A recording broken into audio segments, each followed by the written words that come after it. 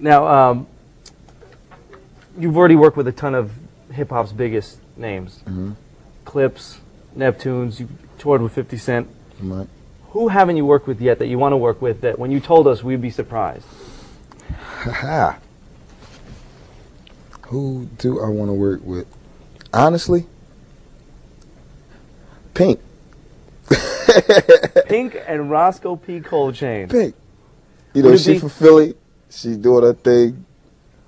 Now, would it be Pink featuring Rosco P. Coldchain or Rosco P. Coldchain? It could be either way.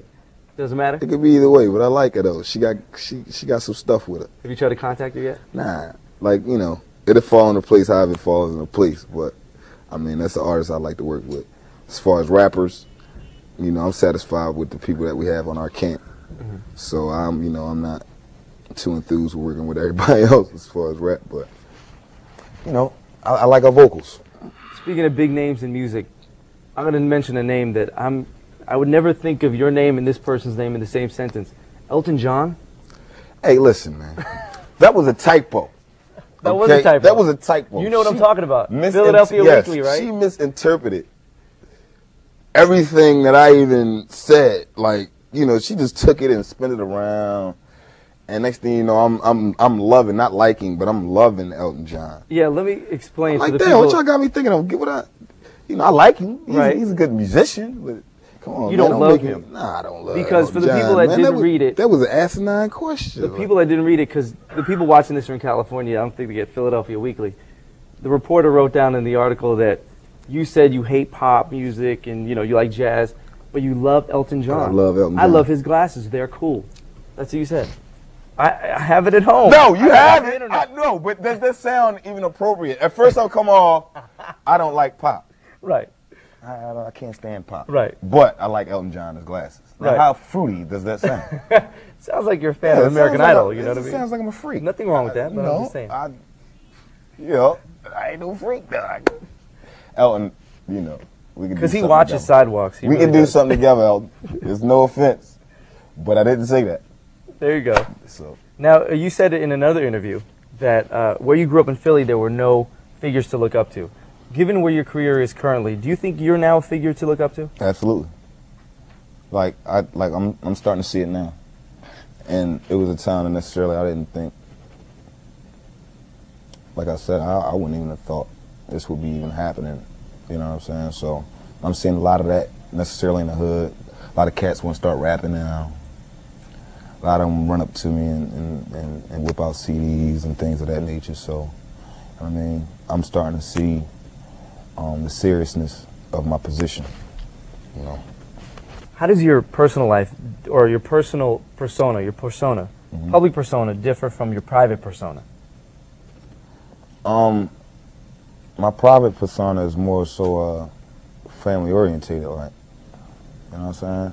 Like when you out here, you gotta be you have to be something else. Even though it's me in a whole. But you know what I'm saying? I'm not gonna be wilding out smoking chronic in front of my sons. You know what I'm saying? I do that out here on the road. I'm not gonna be sitting there rapping, doing whatever in front of my sons. I'd rather do that on the road. You know what I'm saying? So they don't have to see that. You know what I mean? But necessarily, like, of course, it's totally two different. It's like a split personality thing going on. Where do you see hip hop going? What is the future of hip-hop? Man, hip hop is in a state of emergency. We have individuals trying to save it right now. For those who are trying to save it, more power to you.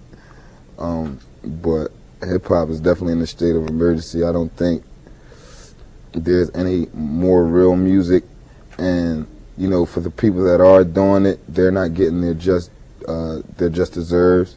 And for the people that are making it, and for, you know, take it how you want to take it, but for the people that are making it, I don't think they're putting forth more so the effort. Like, okay, you have the work ethic, like you got work ethics, probably got a great work ethic, but your music, you know what I'm saying, your music might reflect other than your work ethic. You know what I'm saying? So, you know, you can put forward the work and you can work 24/7. And the people will love it because you're working. They keep hearing stuff, you know what I'm saying? But that doesn't mean it's good music. Right. You think a lot of it's commercialized? Not even that. A lot of it, even if it's not commercialized, a lot of it is just rushed music. I see. What would you tell the person watching this that wanted to follow in your footsteps? Hey man, don't follow in my footsteps. I wasn't good. I don't even know how I'm here.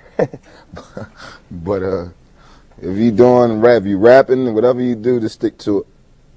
I mean, Must be strange to hear that though, given that you're doing interviews now, you're on the road. hey you're man, touring. you see the lights in my face? I'm sitting here, I got the reporters in the back, you know. Looks good. It looks Good glamorous. Yeah. We got the microphones We got the on. whole deal. microphones, the microphone thing. So The debut album is entitled Hazardous Life, in stores now. Rosco P. Coldchain, thanks for Yes, joining sir. us here on Sidewalks. This has been Raphael Siegel, East Coast correspondent for Sidewalks, your entertainment TV series, saying goodbye from New York City.